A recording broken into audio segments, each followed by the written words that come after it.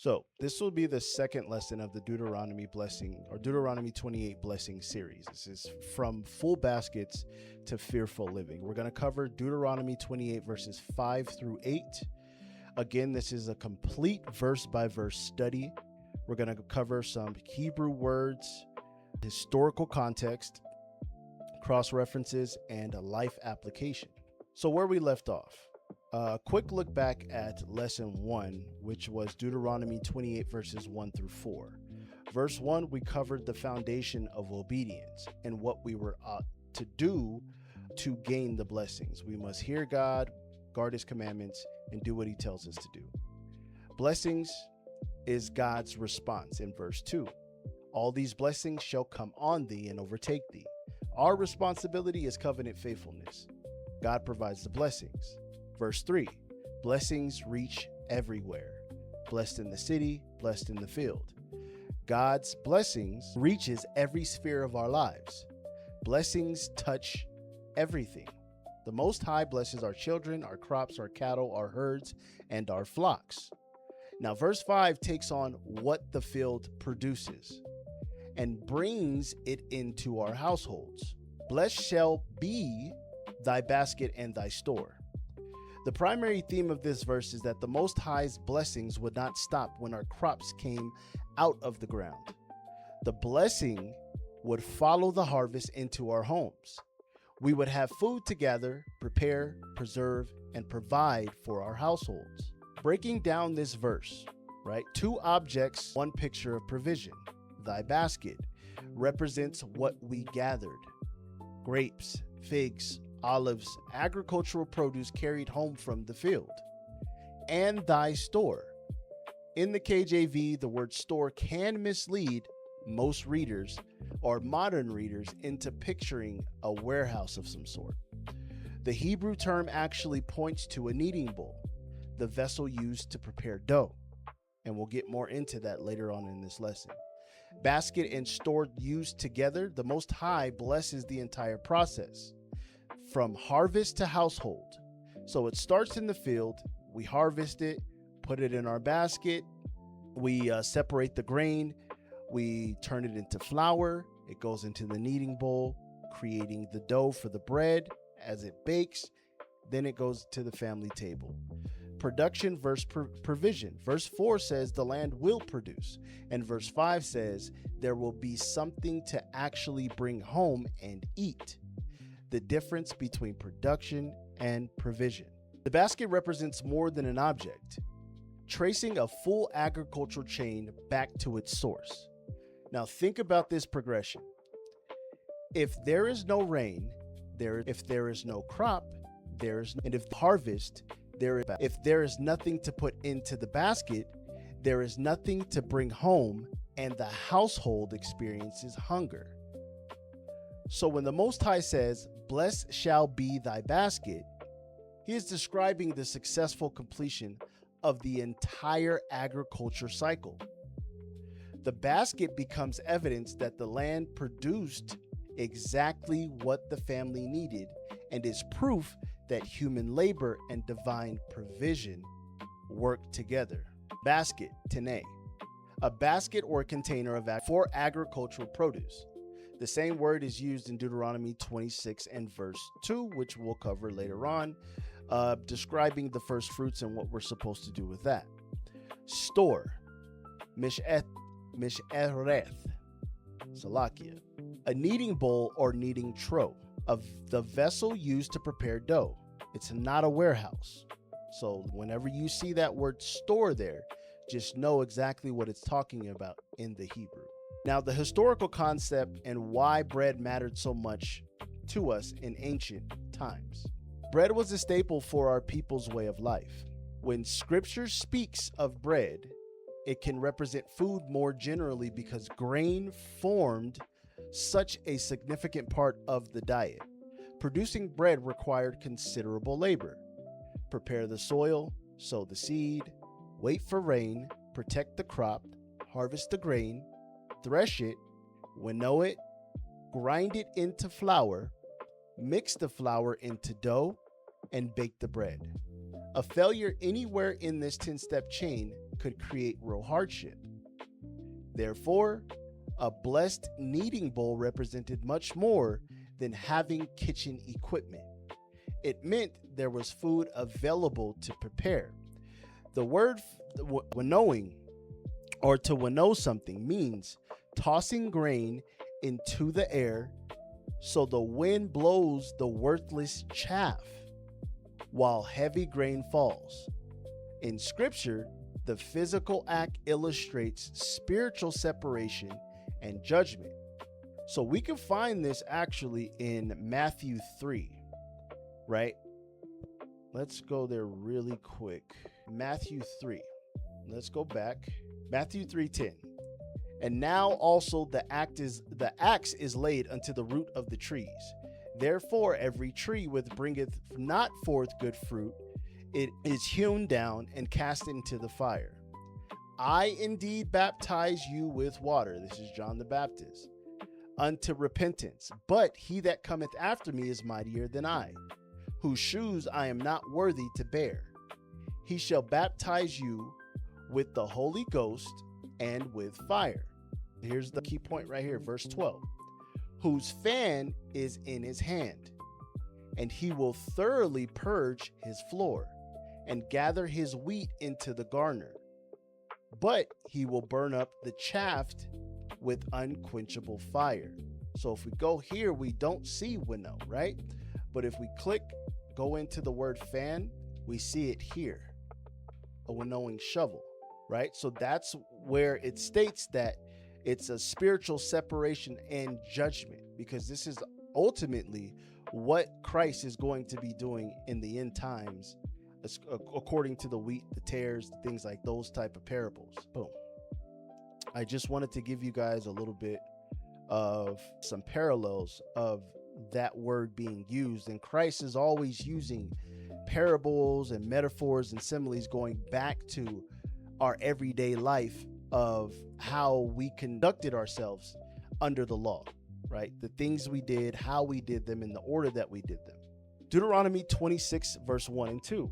And it shall be, when thou art come into the land which the Lord thy God giveth thee for an inheritance, and possesseth it, and dwellest therein, that thou shalt take of the first of all the fruit of the earth, which thou shalt bring of thy land, that the Lord thy God giveth thee, and shalt put it in a basket, and shalt go unto the place which the Lord thy God shall choose to place his name there.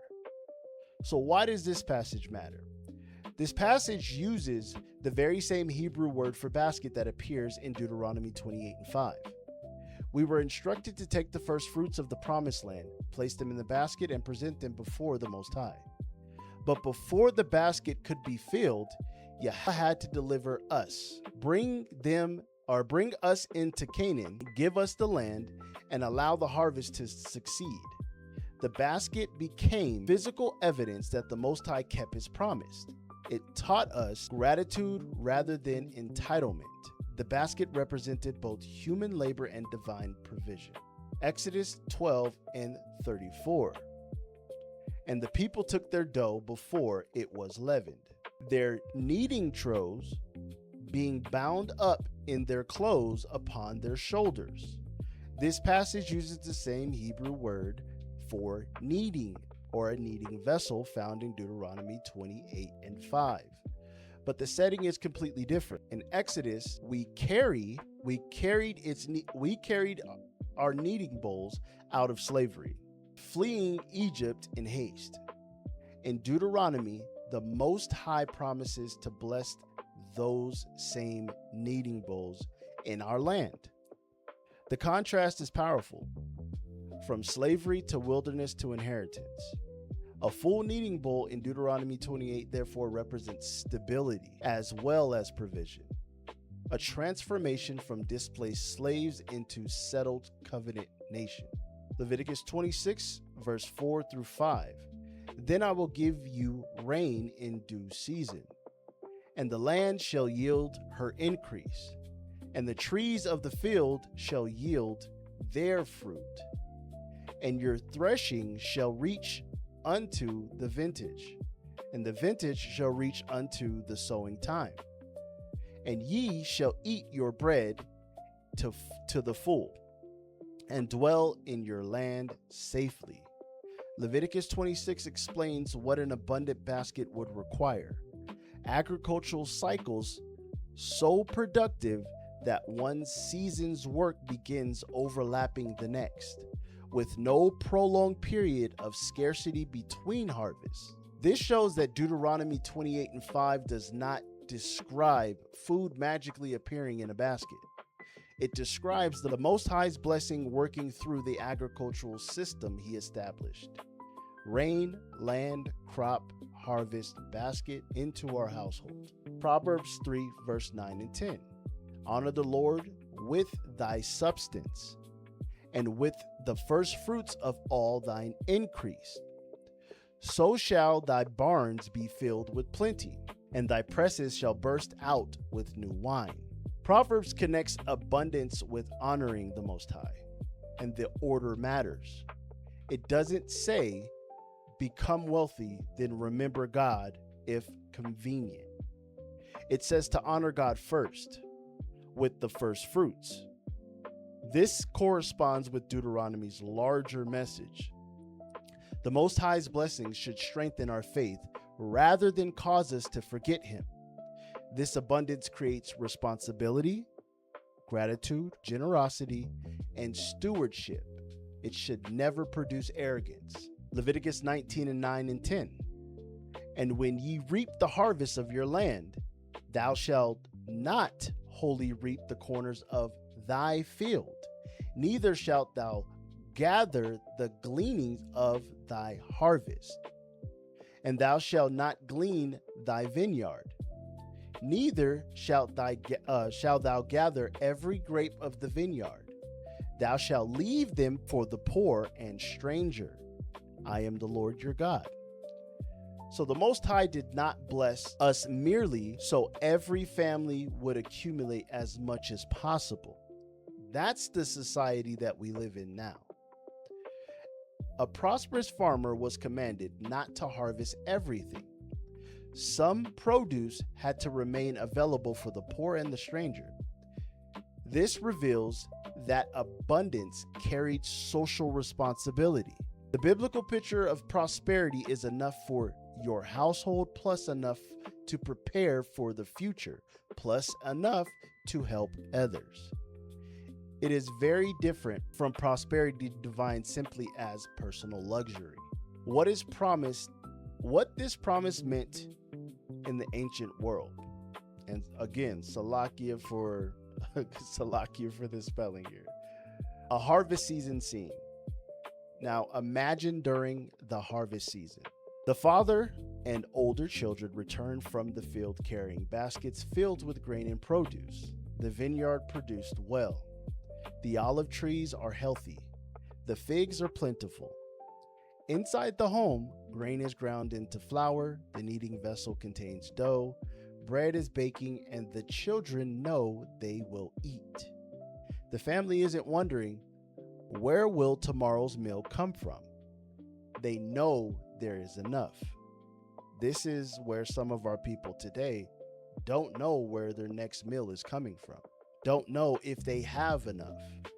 So we have to understand that under the blessings, we won't have to worry about the things that we worry about now. But the blessing doesn't end there. At the table, when harvest arrives, they deliberately leave portions of the field for the poor and bring the first fruits before the Most High. They share during feast days.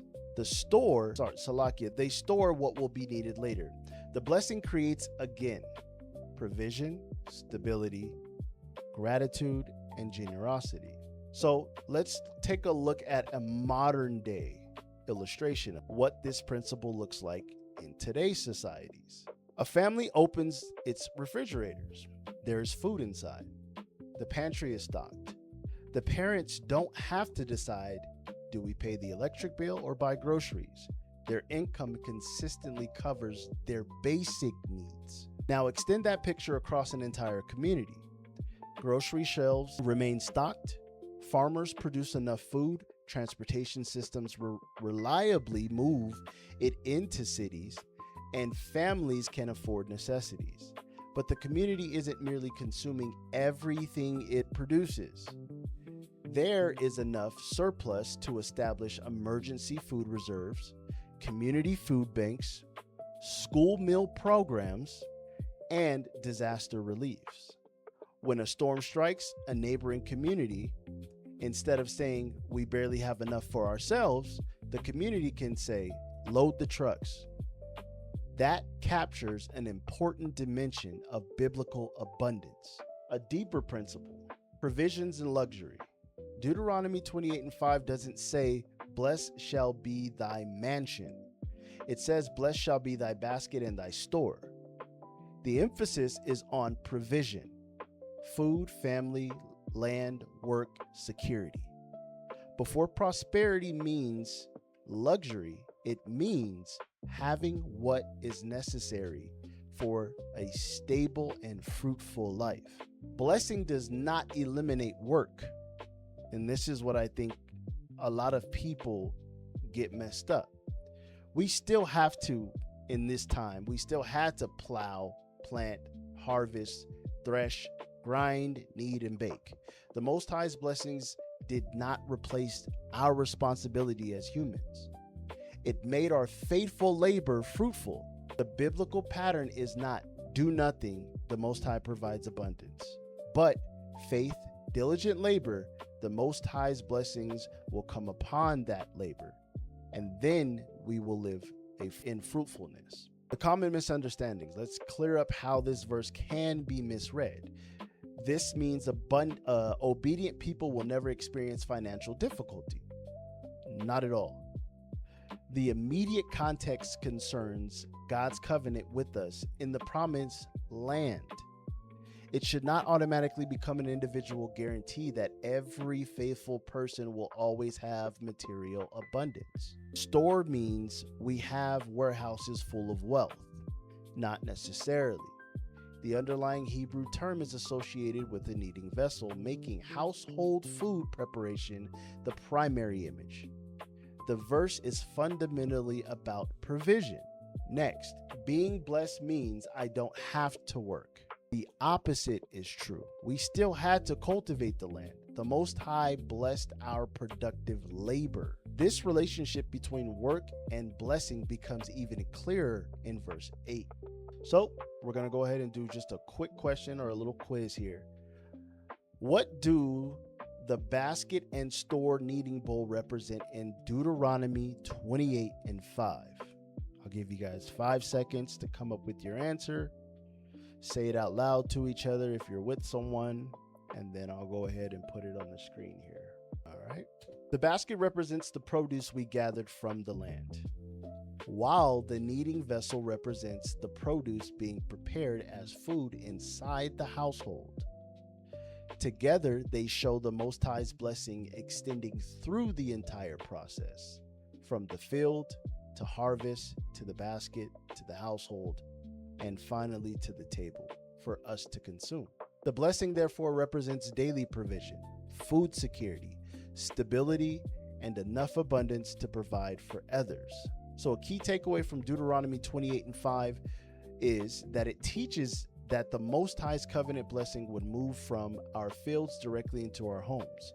A fruitful land would produce full baskets. A full basket would produce food in the household. We would experience not merely agricultural success, but practical provision. The ability to feed our families, prepare for the future, worship the Most High from our increase, and provide for those in need. All right.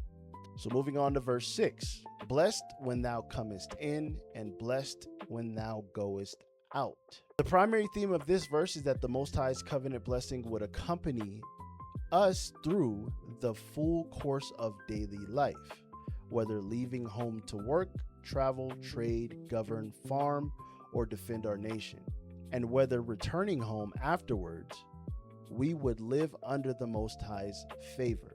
So breaking this verse down, blessed shalt thou be. The repeated language in verses from verses 3 to 5 show how thoroughly the Most High's covenant favor penetrates ordinary life, not just the temple, Sabbath, or feast days. When thou coming in describes returning into one's home, a city, a community, from work, travel, or from battle. When thou going out represents leaving the safety of home to farm, shepherd, trade, travel, gather supplies, or serve in the military, always involving real uncertainty. The biblical merism is two opposite actions placed together to express everything between them. The same device as city and field in verse 3, or from the rising of the sun until the going down in Psalms 113 and 3, meaning the whole day or the whole process. And just to go off topic here, this is why for the sisters, you should make your home peaceful for your husband and vice versa, right? You guys are responsible for building a home, making it a place of peace. That way, when your husband, he's coming in from everything that he had to deal with from that whole day, everything in between the coming in and going out, he's gonna want to leave a place of peace and come home to a place of peace. And it should be a place of peace for you both. I just wanted to throw that in there. So let's look at the word coming in. It means to come, to enter, to arrive, or to return. An extremely common Hebrew word, to go out. It means to depart, to leave, to proceed forth. Paired with come in, it encompasses the whole movement of life or the whole process of something. The historical context of this verse, from 40 years of wandering to settled rhythm of life. For our people preparing to enter Canaan, this promise was especially meaningful.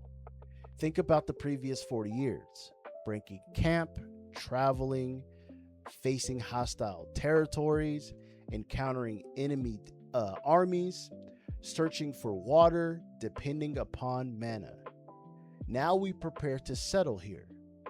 We will have homes, cities, fields, vineyards, pastures, roads, markets, and permanent tribal territories. Our lives will develop a regular rhythm: leave, work, return. The Most High promises that his covenant blessing will accompany that rhythm. So let's take a look at Psalms 121 verses 7 and 8. The Lord shall preserve thee from all evil.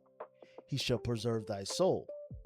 The Lord shall preserve thy going out and thy coming in from this time forth and even forevermore. This is important because this is perhaps the clearest biblical parallel Deuteronomy 28 to Deuteronomy 28 and 6, using the exact same pair of movements. Psalms 121 connects them specifically with the Most High's protection, describing him as our keeper who shall neither slumber nor sleep. Human guards eventually become tired. The Most High does not. This helps us see that one dimension of the blessing is divine preservation. Our security was never supposed to rest solely on city walls, soldiers, weapons, or political alliances. It's always through the Most High. Numbers 27 verses 15 through 17. Leadership and going out and coming in. And Moses spake unto the Lord, saying, Let the Lord, the God of the spirits of all flesh, set a man over the congregation, which may go out before them, and which may go in before them, and which may lead them out, and which may bring them in, that the congregation of the Lord be not as sheep which have no shepherd. Why is this important, and what does it teach us? Moses asked the Most High to appoint a leader over us, and the Most High appoints Joshua. This demonstrates that going out and coming in can describe much more than ordinary household movement. Here it refers to national leadership. For example, leading, guiding, protecting, and commanding us. Therefore, Deuteronomy 28:6 shouldn't be restricted to walking through the front door. The phrase can encompass the broader activity of our national life. 1 Samuel 18 verses 13 through 16. Therefore Saul removed him from him and made him captain over 1,000, and he went out and came in before the people. And David behaved himself wisely in all his ways, and the Lord was with him. Wherefore, when Saul saw that he behaved himself very wisely, he was afraid of him. But all Israel and Judah loved David, because he went out and came in before them. David provides a historical picture of the expression. As a military leader, he went before us, fought our enemies, and returned successfully. Scripture explains why. The Lord was with him. David's success wasn't attributed merely to military talent. The blessing of going out and coming in can include successful leadership and protection during dangerous assignments. This becomes especially important because verse 7 immediately concerns victory over our enemies. Deuteronomy 31, verse 1 through 3. And Moses went up and spake those words unto all Israel. And he said unto them, I am 120 years old this day. I can no more go out and come in. Also the Lord hath said unto me, Thou shalt not go over this Jordan. The Lord thy God, he will go over before thee, and he will destroy these nations from before thee, and thou shalt possess them. And Joshua, he shall go over before thee, as the Lord hath said.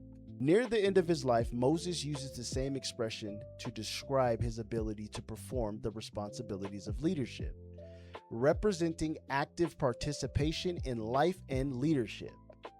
Joshua's season is beginning and Moses' season is ending.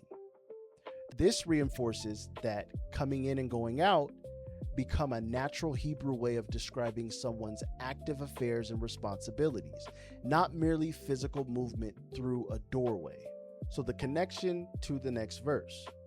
Blessed when thou goest out, the Lord shall cause thine enemies to rise up against thee and be smitten before thy face. Why this matters. This becomes especially interesting when verse 6 and 7 are read together. This suggests that military activity is at least part of a broader picture. We may go out to confront an enemy and come back victorious. Verse 6 establishes the general principle, and verse 7 gives one specific example. What this promise meant to us in ancient times, or even till now. Imagine a man of our people waking before sunrise. He eats with his family, then leaves home. Perhaps walking miles to work, maybe a distant portion of a farmland, traveling to trade, taking livestock into pasture, or serving the army when we are threatened. His family watches him leave. They do not know everything he will encounter. Hours or perhaps days later, he appears on the road. He is returning. The children run to meet him. He completed his responsibilities and he returned safely. Tomorrow, the cycle begins again.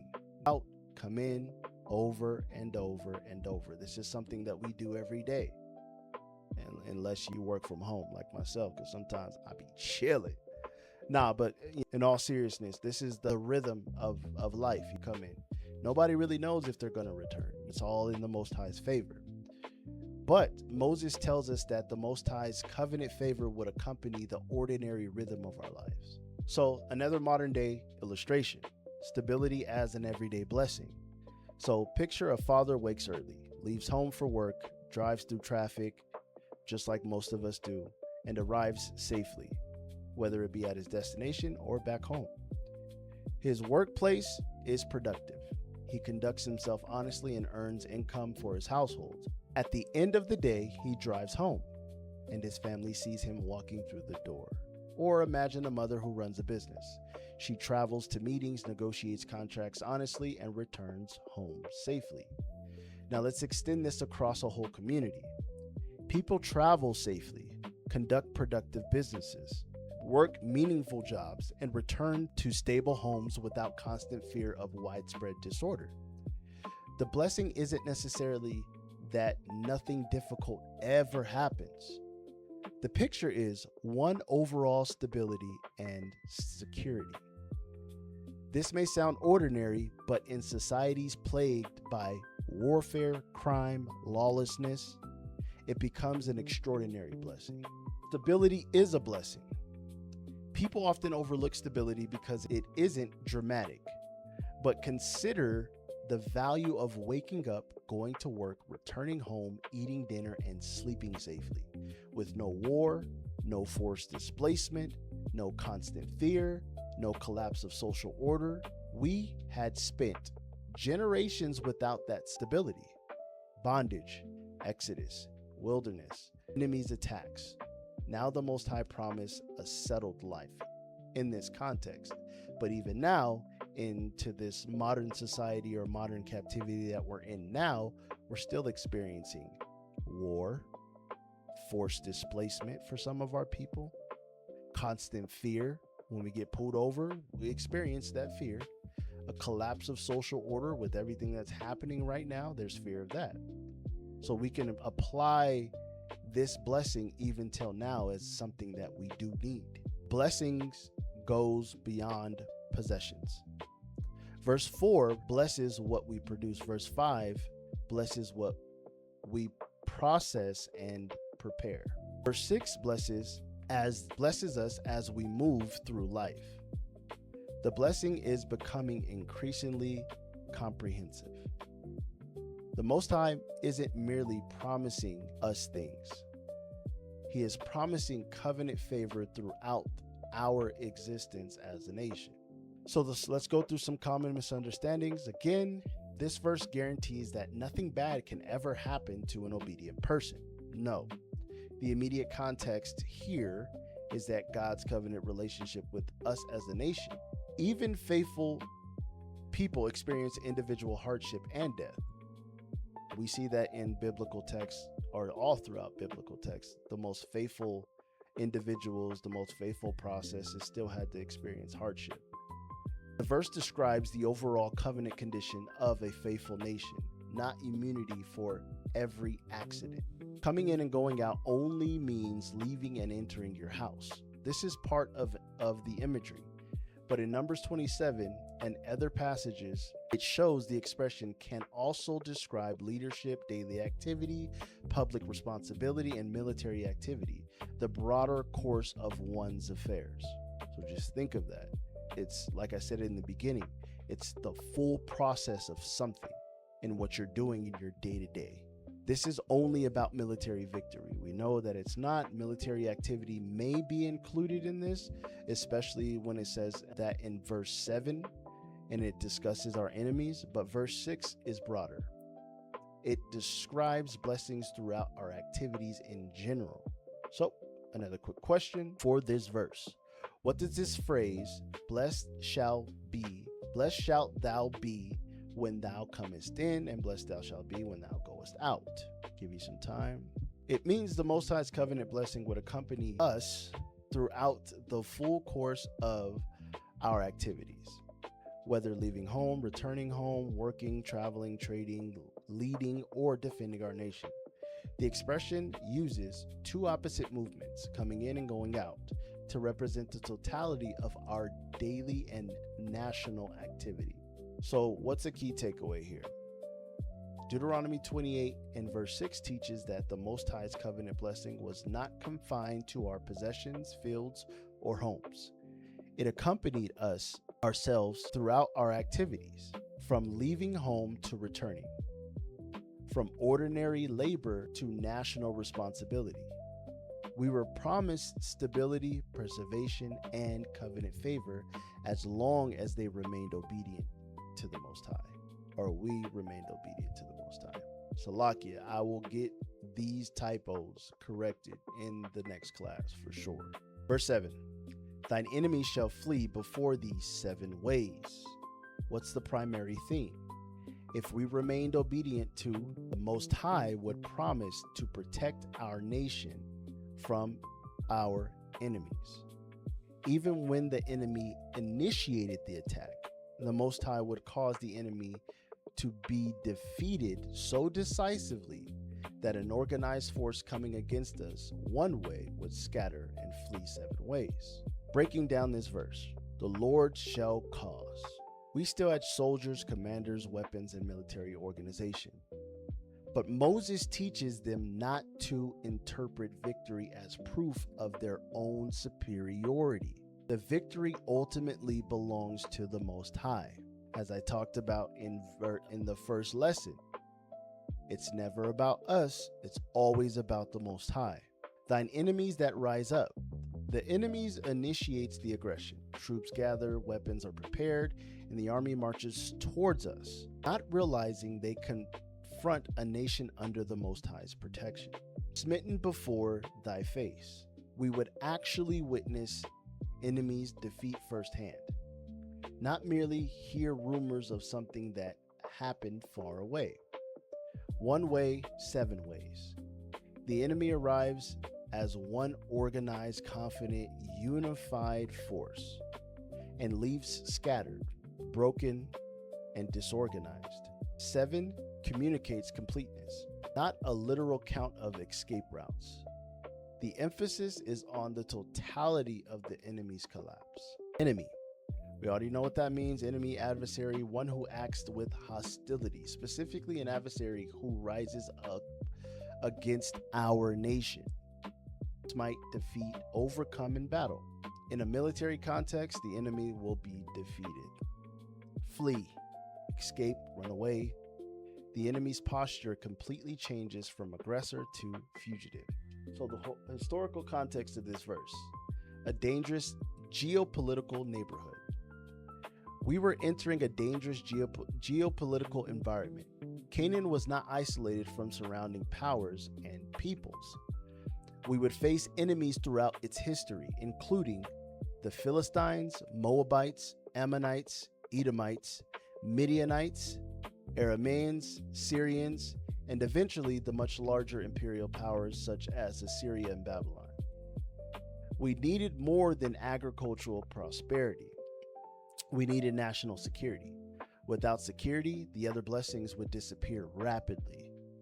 So imagine producing a massive harvest only for an invading army to take it, or raising thousands of cattle only for raiders to steal them, or building beautiful cities only for enemies to destroy them. Verse 7 protects the blessings of verses 3 through 6. Leviticus 26, verses 7 and 8. And ye shall chase your enemies, and they shall fall before you by the sword. And 5 of you shall chase 100, and 100 of you shall put 10,000 to flight, and your enemies shall fall before you by the sword. Leviticus 26 is the closest covenant parallel to Deuteronomy 28, verses, 7? As both contain obedience, blessing, and military victory. But Leviticus adds the victory that our victory could be disproportionate to its numerical strength. 5 chasing 100, chasing or putting 10,000 to flight. The point is that our success would exceed what its numbers alone could explain, reinforcing that our security ultimately depends on the Most High rather than numerical superiority. Joshua 23, verses 9 and 10. 1 man chasing 1,000. For the Lord hath driven out from before you great nations and strong.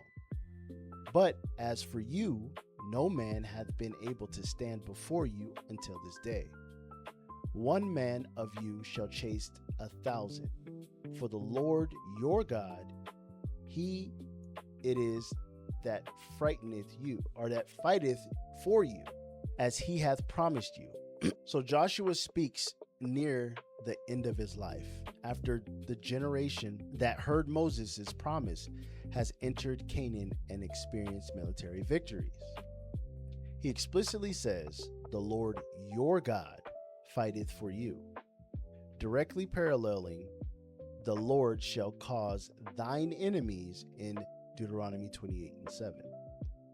Our early conquest traditions were understood by our biblical record as evidence that God's covenant faithfulness, not merely Joshua's strategy. So again, it goes right back to the Most High. Everything that we do, it all that's why I start these lessons. That's why most of the brothers that teach start their lessons and end their lessons with giving all honor and praise to the Most High. We are nothing without him. Joshua 10:8, starting at 8. And the Lord said unto Joshua, "Fear them not, for I have delivered them into thine hand. There shall not a man of them stand before thee." Joshua therefore came unto them suddenly, and went up from Gilgal all night. And the Lord discomforted them before Israel, and slew them with a great slaughter at Gibeon, and chased them along the way that goeth up to Betharon, and smote them at Azekah, and unto Makkedah. And it came to pass, as they fled from before Israel, and were in the going down to Betharon, and the Lord cast down great stones from heaven upon them at Azekah, and they died. They were more which died with hailstones than there were more than the children of Israel slew with the sword. So there you have an example of the Most High doing this and fighting for us because we were faithful and obedient. Right? These are the blessings that come with obedience. The Most High actually fighting for us, right? And no one can come against the Most High. So this gives the historical narrative illustration that exact principle Moses describes. The enemy organizes against us. We go into battle. Joshua marched and soldiers fought. But the biblical context emphasizes that the Lord defeated them before us. Covenant blessing does not eliminate human action. We fight, but the Most High gives the victory. Just as we plant and the Most High gives the increase. Judges 7:2. And the Lord said unto Gideon, "The people that are with thee are too many for me to give the Midianites into their hands, lest Israel vaunt themselves against me, saying, Mine own hand hath saved me." Gideon initially gathers thousands of soldiers, but the Most High reduces his fighting force to just 300 men, demonstrating the exact danger Moses' teaching was designed to prevent. If we became powerful, they might begin thinking we did this. The Most High deliberately reduces Gideon's army so dramatically that the Midianite defeat cannot be attributed to numerical superiority. The enemy camp descends into confusion and flees its own. The Most High, I'm telling you, he has a sense of humor. Look, bro, I'm not going to get the glory with you having thousands of soldiers, bro. So I'm going to just go ahead and chop y'all down to 300 and watch this. And he went to work. So just know it's always about the Most High. The Most High gets the glory in everything that you do. That's when the blessings come. 1 Samuel 17:45-47.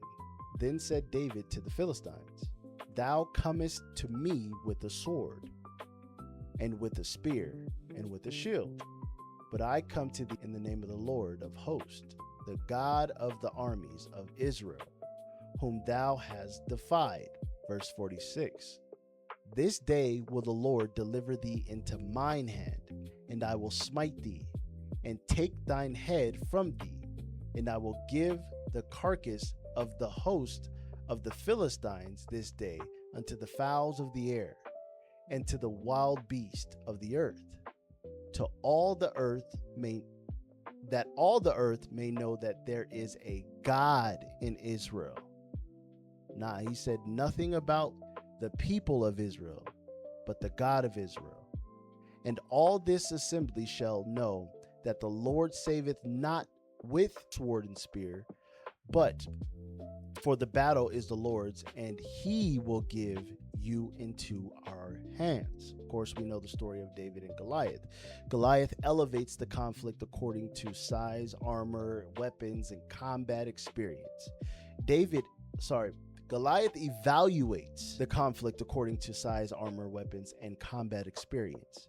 David evaluates it according to who stands with us. That doesn't mean David is unprepared. He is skilled with a sling, but his confidence isn't ultimately in the sling. Our greatest military danger was never having fewer weapons. It was forgetting the Most High. Deuteronomy 28 and 25. The Lord shall cause thee to be smitten before thine enemies. Thou shalt go out one way against them, and flee 7 ways before them. And thou shalt be removed into all kingdoms of the earth. Now let's see why this matters. This is where Deuteronomy becomes extremely powerful. Moses later describes the exact opposite happening if we become disobedient. In verse 7 of obedience, enemies come in one way and flee 7 ways. In verse 25 of disobedience, we go out one way and flee 7 ways. The language is deliberately reversed. Military success is connected to the condition of the covenant. Salakia, forgive me. When we are faithful, the enemy is scattered. When we rebel, we are scattered. The very blessing becomes a curse, a pattern essential for understanding our later exile and conquest as covenant judgment, not mere geopolitical accident. Everything is of the Most High. We're obedient, we're dominant. When we're disobedient, we're subjugated. So what this meant for us in ancient times. So imagine hearing that an enemy army is approaching. Scouts report thousands of soldiers, organized formations, weapons, and commanders. The enemy believes we will fall. Our soldiers assemble, families wait anxiously, and the battle begins. But instead of us collapsing, the invading army breaks, its formation dissolves, and soldiers begin fleeing in different directions. We survive. The farmers return to our fields, families remain in our homes, children remain safe, livestock stays in one of our people's possessions, and harvests continue. Military victory protects every other blessing. Here's a modern day illustration of this. Imagine a nation experiencing long-term peace and security. Its citizens can raise families without constant fear of invasion, build businesses, farm our land, attend schools, develop infrastructure, and travel safely. Now imagine a hostile power decides to attack and our nation responds effectively. The attack fails and the invading forces lose cohesion and retreat. Cities remain intact, families remain in the homes, business reopen, farmers return to work, school resumes. The deeper blessing isn't merely we won the battle. It is that the society the Most High allowed us to build was preserved. That's why verse 7 belongs exactly where Moses places it. Security protects prosperity. Peace is part of prosperity. You can possess enormous wealth, but if you live under constant threat of invasion, your prosperity is fragile. You can own land, homes, businesses, and livestock, but if another nation can take them whenever it chooses, you don't truly have stability. Moses includes national security within covenant blessing. Prosperity without security is only temporary. Victory was not permission for pride. So imagine we experiencing victory after victory, eventually thinking, we must be an incredible military power. Sounds like America to me. Moses destroys that idea before it begins. The Lord shall cause. We may fight, train, and develop strategy, but must never forget who ultimately gave the victory. let's just skip that. Let's go to the question. What does it mean that our enemies would come out against thee one way and flee before these 7 ways? Go ahead and give you some time and then put the question or the answer to the question up here. Boom. So it describes the complete defeat and scattering of our enemies. They would approach us as an organized and unified military force. One way, but the Most High would cause their attack to fail so decisively that they would flee in disorder. 7 ways. The emphasis is not on 7 literal roads, but on the completeness of the enemy's collapse.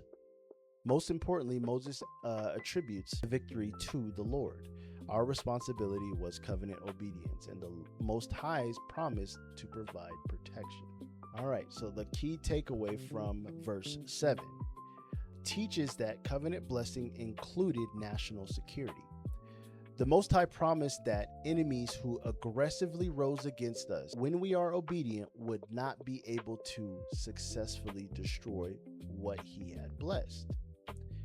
They might arrive organized and confident, but they would leave scattered and defeated. We still had to fight, to train, and to act responsibly. But Moses required them to recognize that our ultimate security came from the Most High rather than our military strength. Our final verse here. All right. The Lord shall command the blessing upon thee.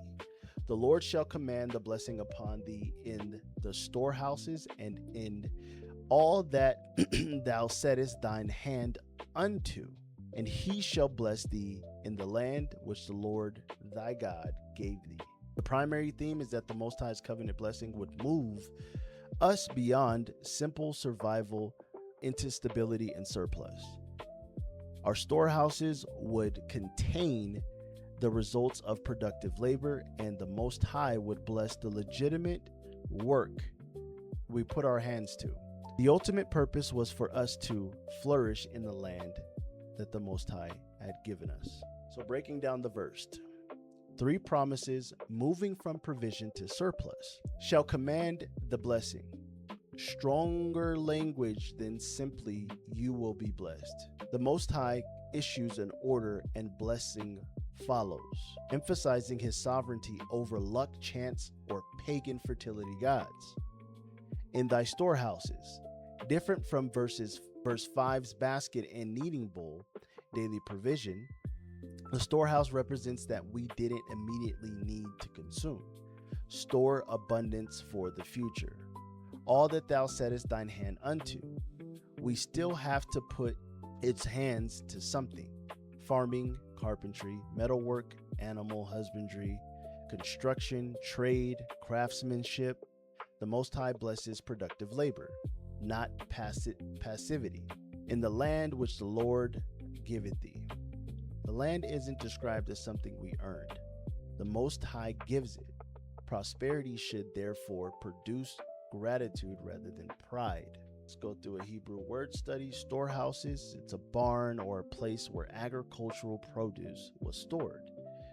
Different from the kneading vessel in verse 5, resources stored for the future. The command, to order or to appoint. The same type of word used when the Most High issues commandments. But here the Most High commands the blessing itself. Literally hand. But throughout Scripture it symbolizes work, ability, power, activity, and accomplishment. Legitimate, productive endeavors. So the historical context of this last verse 8, from manna in the wilderness to a settled economy. We are about to transition from the wilderness population into a settled agricultural society. For 40 years, manna appeared. We gathered it, and more manna appeared the next day. Long-term storage was not our normal economic system, except before the Sabbath. Now, everything changes. We entered Canaan and must plant fields, manage vineyards, raise livestock, harvest our crops, store grain, build homes, develop cities, and create long-term economic systems. The Most High is teaching us how to think about settled prosperity. Leviticus 26 and verse 9. For I will have respect unto you, and make you fruitful, and multiply you, and establish my covenant with you. And ye shall eat old store, and bring forth the old because of the new. This is the abundance that we're talking about in this verse. This gives a vivid picture of the storehouse blessing. Imagine your previous harvest was so abundant that when the new harvest arrives, you still have food left from the old one, and you must remove the older stored produce to make room. That's abundance.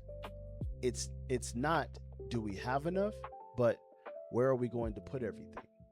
Covenant prosperity involves more than immediate consumption. It creates reserve and lets us think beyond today's meal towards future stability. So we've already read Proverbs 3 and 9, right? Our people are instructed to honor the Most High from the first portion of his increase. Because giving the first portion demonstrates trust, acknowledging the Most High before knowing exactly what the remainder of the harvest will look like. Deuteronomy says the Most High blesses the storehouse.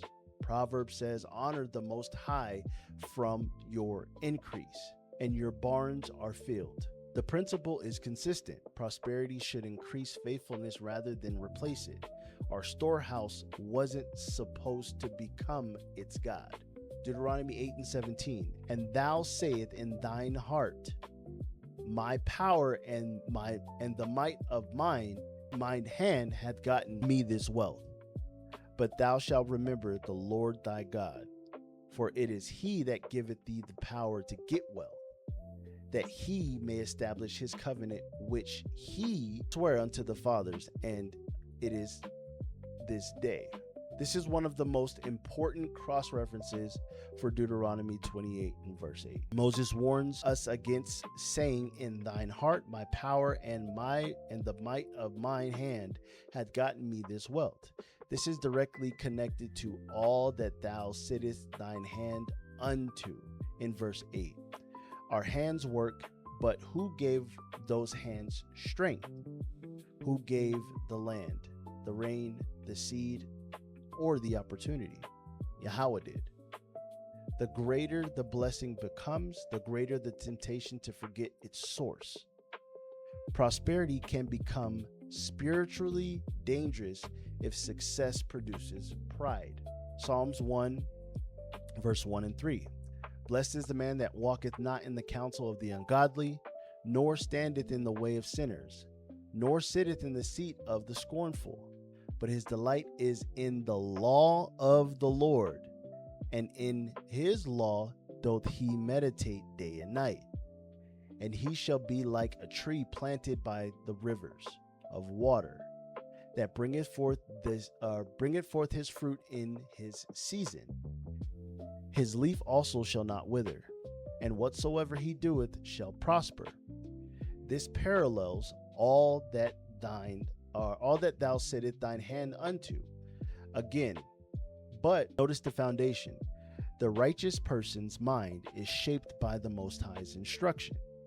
His delight is in the law of the Lord. Psalms 1 uses wisdom poetry focused on the righteous individual, while Deuteronomy 28 describes covenant sanctions promised to us nationally. A distinction worth keeping, but the principle is closely related. The Most High's instruction leads to faithful conduct, which leads to fruitful life. Psalms 90 and 17.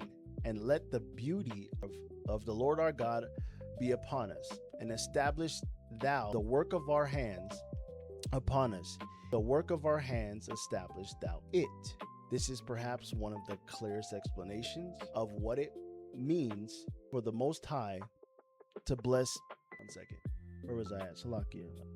This is perhaps one of the clearest explanations of what it means for the Most High to bless what someone sets their hands to. Moses recognizes that we work, but we need God to establish the work. Imagine building something that collapses immediately. You worked, but the work produced nothing that lasted. Now imagine building something that continues benefiting your children decades later. The work has been established. Biblical blessing isn't merely, I stayed busy. It is, my labor produced something fruitful and enduring. Genesis 26, verse 12 through 14. Then Isaac sowed in the land and received the same year 100-fold. And the Lord blessed him. And the man waxed great and went forward and grew until he became very great. For he had possession of flocks, possession of herds, a great store of servants, and the Philistines envied him. Notice both sides. Isaac sowed, and the Most High blessed. Isaac didn't sit in his tent waiting for grain. He planted. But Scripture ultimately attributes the extraordinary increase to the Most High. This perfectly illustrates the relationship in Deuteronomy 28:8, human labor plus divine blessing. Faithfulness is not passivity. The Most High's blessing works through responsible action. So imagine a farmer who starts with a small plot of land. He plants wheat, the harvest succeeds, his family eats, but there's grain left over, so he stores it. Next season, he plants again, another successful harvest, and now the storehouse contains more. His livestock multiplies, his vineyards expand, his children help manage the land. Eventually, the household has enough resources to feed itself, save seed or trade produce, prepare for leaner seasons, support the poor, participate in our feast days, provide offerings, and help extend family. The blessing creates capacity at this point. So a modern day illustration. Imagine a family today that begins with very little. The parents work consistently and manage their money responsibly. Bills are paid on time and food is available. Eventually, they build an emergency fund, several months of expenses saved. Debt decreases, retirement savings grow, and their business becomes profitable. Instead of spending every increase immediately, they preserve some of it. Now imagine the husband unexpectedly loses his job. The family doesn't immediately collapse because they have reserves. Or a relative experiences an emergency and they can help. Or a community experiences a natural disaster and they can donate food, money, and supplies. Their resources have moved through 3 stages: survival, stability, and capacity. Consider also a carpenter whose excellent work eventually supports apprentices and multiple households, or a small catering business that grows to employ others fairly. The blessing isn't simply I made money. It is my productive labor creates something that benefits others. So surplus creates capacity. If you have exactly enough for yourself, you could survive. If you have more than enough, you can help someone. Surplus creates the ability to give, invest, build, employ, prepare, and respond to emergencies, which helps explain why abundance appears within the covenant blessings. But surplus creates another danger. The same storehouse that allows generosity can produce pride. A person looks at the full storehouse and thinks, I don't need anyone. Eventually, I don't need God. That's exactly why Deuteronomy 8 warns about saying, my power and the might of mine hand hath gotten me this wealth. Prosperity can produce either gratitude or pride. Moses wants us to choose gratitude. So we're going to go straight to the question. What does Deuteronomy 28:8 mean when the Most High promises to bless our storehouses and all that thou sittest thine hand unto? Again, I'll give you some time. All right. The storehouses represent surplus and future security. We would produce enough not only to meet immediate needs, but also to preserve resources for later use. All that thou settest thine hand unto refers to our productive labor. They would still have to farm, build trade, raise livestock, manage resources, and work. But the Most High's promise was to make fruitful labor, or faithful labor, fruitful. The biblical pattern is therefore work, the Most High's blessing, increased stability, capacity to provide for others. All right? So, the key takeaway for the last verse of the lesson is that it teaches us that the Most High's covenant blessing would move us beyond survival into productive stability. Our labor would bear fruit, our storehouses would contain surplus, and our resources would provide security for the future. Yet Moses repeatedly reminds us that neither the land nor the strength of the hands was self-generated. The Most High gave them both to us. Therefore, abundance was supposed to produce gratitude, stewardship, and generosity, not pride or independence from the Most High. So let's go ahead and put it all together. The complete progression of Deuteronomy 28 verses 5 through 8 is provision. We have what we need. Stability. We can live and work securely. Protection. What the Most High gave us is kept safe. And surplus. Our labor produces enough for today and tomorrow. So the progression is field, household, everyday life, safety from enemies, and surplus to share. We aren't merely surviving. We have what we need. We live securely. What the Most High gives us is protected, and our labor produces enough for today and the future. So let's wrap it up with the Most High's blessing was never meant to stay in the field, right? It was meant to reach our homes, walk with us through our days, protect us from every enemy, and multiply our hands so we could live in gratitude, not pride, and have enough to share with others. Where in our life today do we see the Most High blessing following us from the field to the home, from provision to protection? I'm pretty sure some of us can see that in our lives. I definitely can. And when I don't, I just continue to put my head down and work and make sure that I'm giving to ATC, helping family when they're in need. If you can, do it. If you can't, then you have to let people know that you can't. It's just that easy. But being obedient and believing in the Most High's blessings, it still can come upon us today as we are obedient.